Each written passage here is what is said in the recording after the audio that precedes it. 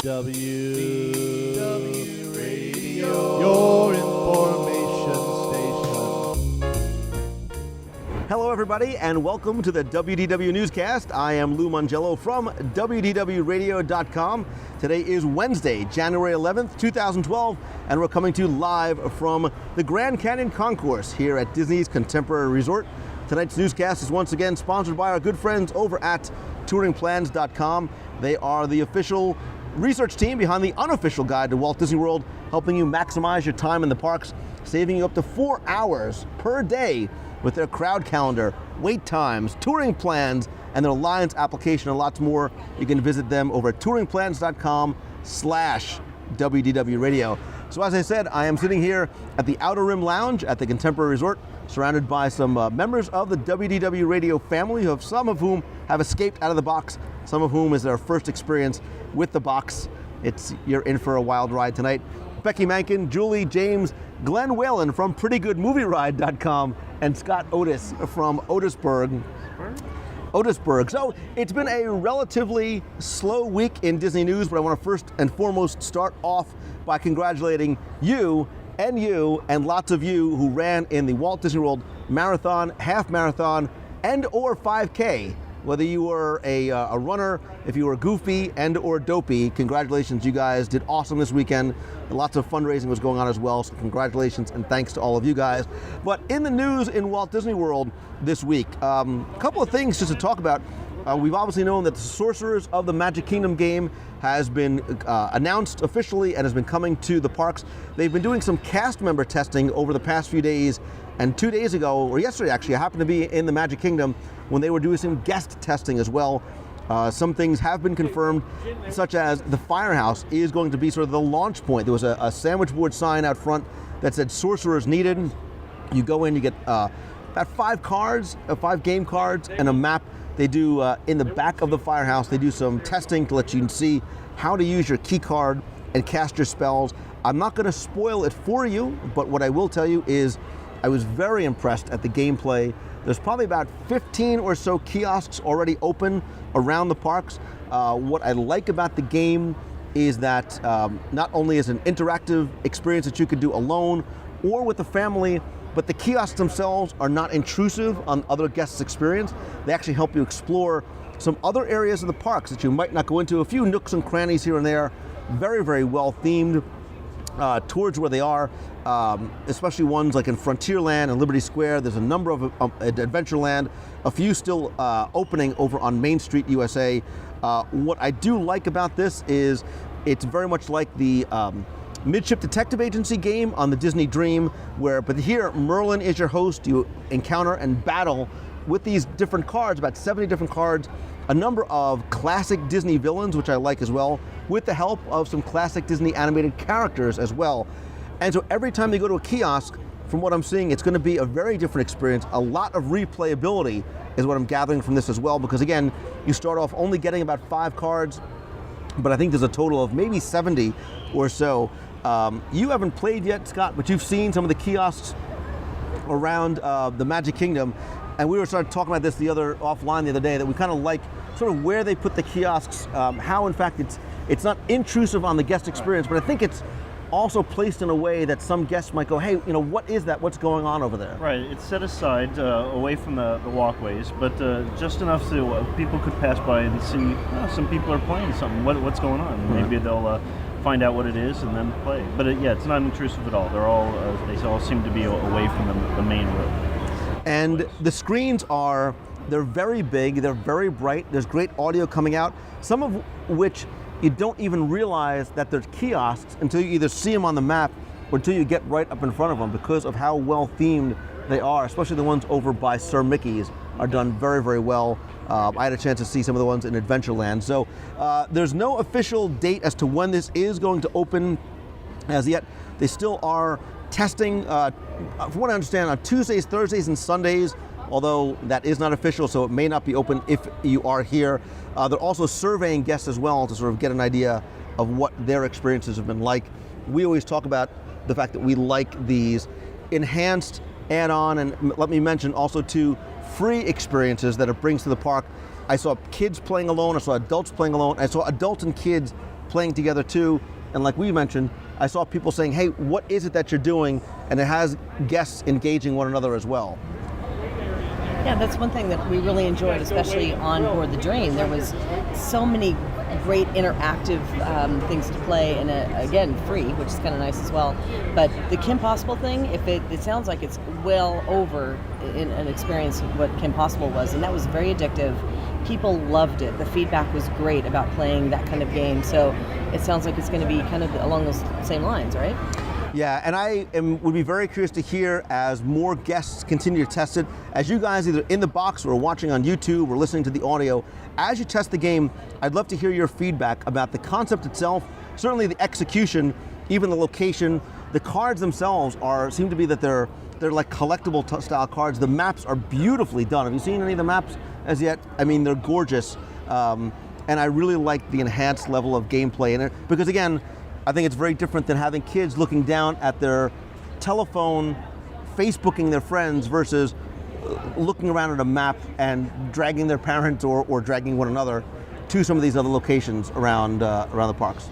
You know, yeah, and I always love all those things, especially when the interactivity is hidden. You can be involved with it. You don't necessarily have to be involved with it. You can see people walking around doing something, and you can still go around your day. And that's okay. Yeah, I can just hold it for you. Yes. So, yeah, that was my point. Is that they do it in a way that's not obtrusive to the other people who are not involved in a way. That's what. So it'll be interesting to see too. Obviously, Kim Possible is over at Epcot in World Showcase.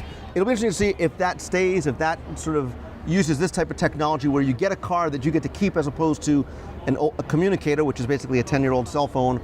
Are they going to bring this to other parks? I know they've been testing the Wilderness Explorer adventure over at Animal Kingdom.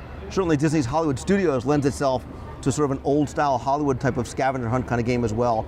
Will we start to see these? Will we start to see them at the resorts? Will they start to bring these into the resorts as well? They've brought it to Aulani. Will they bring it to? In my car. Glenn has it in his car, which is even better. It's a very short. It's a very short adventure. So, one thing that Disney did announce this week, again after much speculation, was the new agreement with General Motors, which is now going to continue the sponsorship of not only continue the sponsorship of Test Track, but there are going to be some changes as this continues. Again, this was under a lot of speculation, especially after the multiple bailouts that GM was going to have. Would they have tens of millions of dollars to sponsor an attraction? Obviously, the bailout worked because they are expanding it, but now it's going to be, from what I understand, the Chevrolet brand is going to be the sponsor instead of the entire General Motors umbrella. What it is going to do, in addition to the rebranding, is they are going to sort of obviously reimagine the entire attraction, which is going to go down for a number of months. It's going to open up later on this summer, possibly early this fall. And not only is the ride itself going to be enhanced, but the pre-show, the before the ride portion of the attraction is going to be enhanced as well. There's also going to be a design center where guests can supposedly create their own concept car design. Then they move to the ride portion, which I don't know how this is going to work, but they can test their design in a simulation car, a sim car vehicle, to see how their design fares in the tests. It's going to have also a collection of Chevy concept cars, as well as, of course, like it always has, regular production models. Brilliant idea, because you basically have a Chevrolet showroom open 7 days a week, 365 days a year to tens of millions of potential guests and buyers. There has been some other discussion about how the retheming of the cars is going to be, as far as using some of those custom designs on the cars itself. We have already seen some testing of the vehicles over the past couple of months as far as reskinning of the cars, but I think there's going to be a much greater enhancement. They're going to get rid of this entire test simulation center theme as in the queue, so you can say goodbye to Julie? What's her? Bill and Terry. I don't know. The girl in the yellow shirt. Seven. Belgian? Surprise.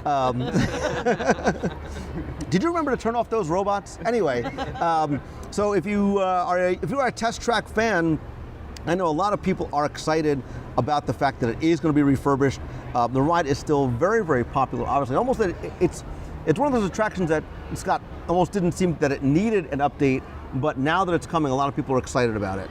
Right, I'm very excited. I haven't seen all of the details for it, and I know that they haven't really revealed a lot of artwork, but so I'm just very looking forward to what it is that they have. I know a lot of people too, especially with the opening of Cars Land out in California, started to speculate which was, would there be, or could there, or should there be a Cars themed overlay to Test Track? You're already wincing in pain as though you don't like that idea. Well, I don't know. That's the Libra in me again, because on one hand, that's kind of intriguing and kind of cool, but I don't know if it necessarily fits there. So I don't know. I don't know. Well, and that's the thing too. You know, that same sort of discussion has taken place about the raceway over in Tomorrowland as well. You know, can that or should that get a Cars themed overlay? Again, either decision would not make everybody happy, because some people would say, well, now you're just sort of capitalizing on the franchise. From a business perspective, would a Cars overlay, look, if you're going to spend money, you want to bring in new guests. You don't care you don't necessarily care that the existing guests are having fun. You need to, would a Cars overlay bring in new guests? On the other hand, would a Cars overlay enhance that experience for the guests that are there? Would every 6-year-old kid love to ride in Lightning McQueen or Finn McMissile? Not Mater, because nobody wants to drive Mater. Right. But It would probably enhance it, but it may not be the best theme for Tomorrowland. So to keep it Tomorrowland, maybe something like Tron or something like that would be a better fit for that. I mean, you have Cars Land that's coming to California Adventure, so maybe it would be better to keep that special. Or do you leave the attraction the way it was on opening day? Do you sort of keep it that non-very futuristic, right? Speedway is hardly Tomorrowland as Right. it is. So if they can, it's right down from Monsters Incorporated. So Right. It's never really, look, you know, when it opened on October 1st, it was never the Speedway of the future. It was not futuristic themed cars. It wasn't even the Disneyland Autopia of the future. So, and it was actually one of only 2 attractions operational on opening day. What was the other one? Anyone? What was the other attraction? Carousel of Progress. Haunted Riverboat. Throw something out there. My brain's hurt. I'm hearing Riverboat, the Haunted Mansion. Scott Otis throws out Skyway. Did you read that in the Walt Disney World Trivia book? Just say yes, thank you. So yeah, it'll be interesting to see what those enhancements are. What I do like about the update is that it refreshes an already great, an already thrilling sort of e-ticket attraction. My interest is more almost into what they're going to do in the queue and the post-show with the cars of the future. How are they going to enhance that queue? How is that queue going to potentially be interactive? How is that queue going to potentially be personalized using next-gen technology? Right. Because don't give me the we shall see. That's such a...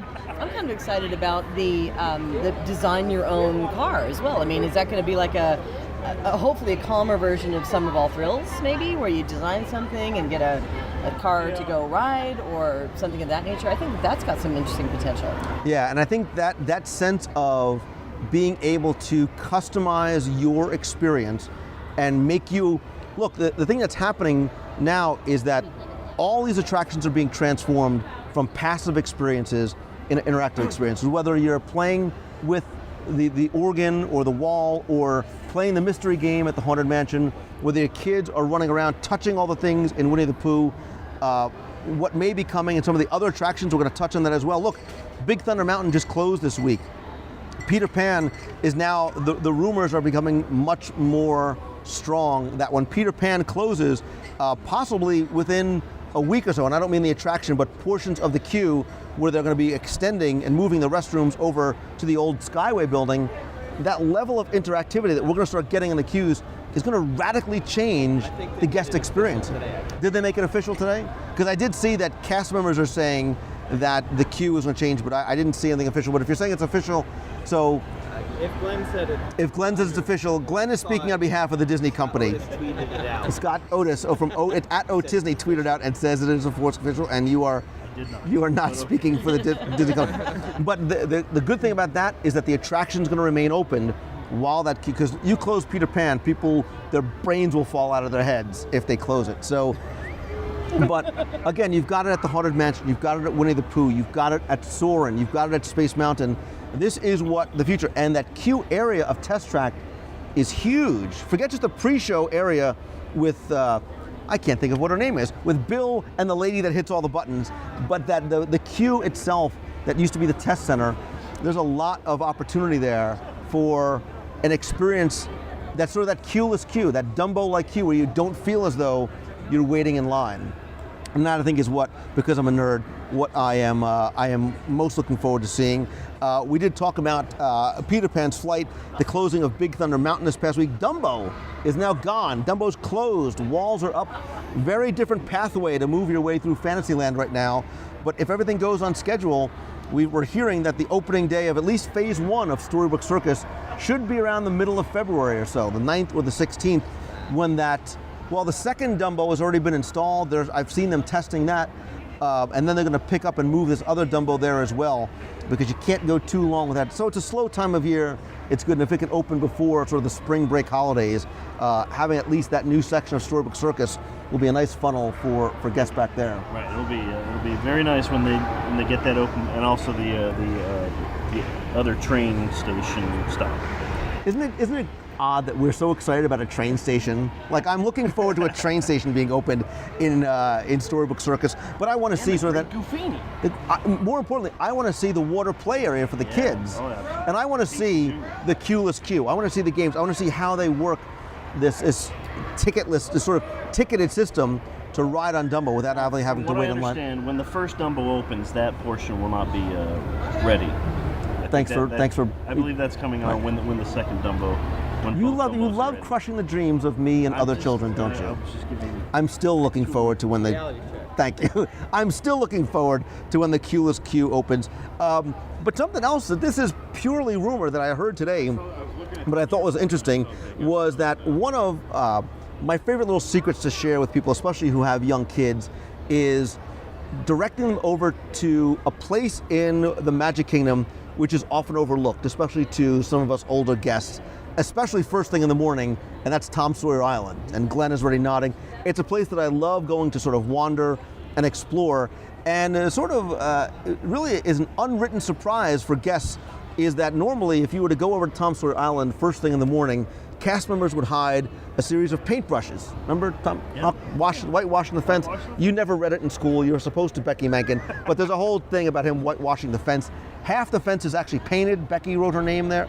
Not your Becky, but Yeah. anyway. What I'm understanding is that they are stopping the putting out of the paintbrushes on a daily basis. Now, again, this hasn't been confirmed, but some of us are like, oh, it's kind of disappointing. It's not like they're closing an attraction. It's not like they're taking away the Haunted Mansion, but there was sort of a simple nostalgia. Right. And again, there was a reward. If you turned in the paintbrush, you would get a fast pass. Right. I wonder if maybe the reward was a fast pass for your choice of Splash Mountain or Big Thunder, and now that Big Thunder Mountain is under rehab, maybe this is a temporary thing. Well, right, and you don't want to give out 10. Well, I mean, look, there's only about 9 to 12 paintbrushes on the island, so giving out 12 fast passes is not a big deal. But you can give them hugs. You can give them a puffle. give them something. Yeah. But what I wonder too is how many of the paintbrushes weren't being returned. Because a guy like you probably has 12 paintbrushes in his house because that's just the way you are. That's why they stopped. They were out. I don't think I've ever been on Tom Sawyer Island before noon. What? Well, you've missed out on a great, wonderful experience. Remember Aunt Polly's? Oh, Aunt when actually Polly. used to serve lunch and breakfast? Peanut butter and jelly sandwiches. Not Crustables, like real peanut butter. Anyway, but I digress. But people in the chat room are saying no, like they're doing a no. It's a tradition for so many families, and they talk about that. That's one of the things they do with their kids when they're first here. So that's a little. And it's tradition for adults. And look, I've seen teenagers, like the first thing they do is they run to Tom Sawyer Island and they're bolting. You know, remember that time they knocked over the little kid trying to get the paintbrush? Yeah. That's what some of those other. That I do remember. That's why you have so many. But yeah, like it's one of those simple little things that you hope doesn't go away.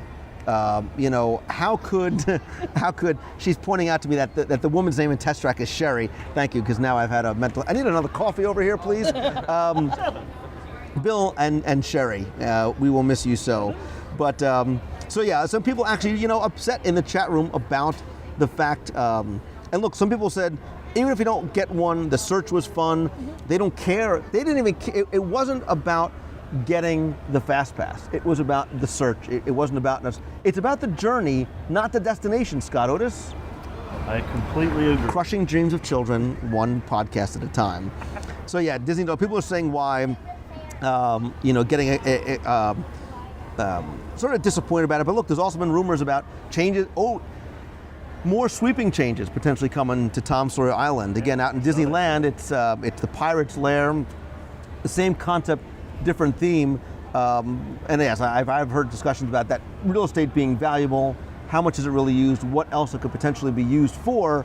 But being the nostalgic that I am, don't give me the thing like you don't know anything, because you don't know.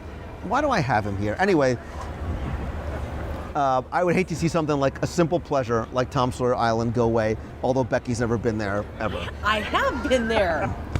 And she's hitting me because she hates children. So, Really? Did you just say that? But anyway, I want to leave you guys with a question for the week. Again, there's not a lot of news going on, but I want to ask you a question about maybe one of these things. Well, let's ask a question about Tom Sawyer Island.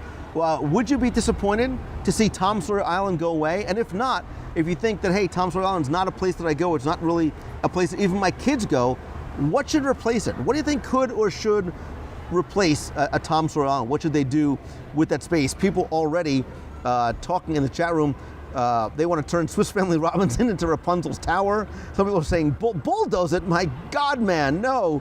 It's classic. It's classic 1973 Walt Disney World. But please come by the show notes for this week's show over at WDWRadio.com. Leave your comments there about any of this week's news. If you've had a chance to experience Sorcerers of the Magic Kingdom, or their answer to the question about what to do with Tom Sawyer Island, while you're there, be sure and check out not just the podcast, but check out our daily blog posts. We've got lots of contests going on, ways that you can be a part of the discussion, be part of the family by coming into the discussion forums. Come to Meets of the Month. There's videos, there's the store, you can get audio guides, Celebrations magazine, and of course, don't forget too, better yet, what? You should come with us on the WDW Radio Cruise. Now you're excited because you can book it through Mouse Fan Travel. Come with us on the WDW Radio Cruise on the Disney Dream, November 4th through the 8th, 2012. We are now officially under Becky Menken, the 300-day mark. Super excited. We've been in the planning stage today. I've had my fill of Becky Menken. But anyway, we've been planning a lot of good stuff. So if you're thinking about coming, you can come to WDWRadiocruise.com to get a free, no obligation quote from our friends at Mouse Fan Travel. Speaking of good friends, I want to thank my iPad, as well as Scott Otis, Glenn Whalen from PrettyGoodMovieRide.com, James, Becky Menken, and Julie. Congratulations again on the marathon. Thanks again to you guys. Wednesday night is, as always, my favorite night of the week. Join us every Wednesday at WDW Radio Live at 7:30 p.m. Eastern. You too could be part of the conversation. Thanks again for watching. Have a great week, everybody. See ya.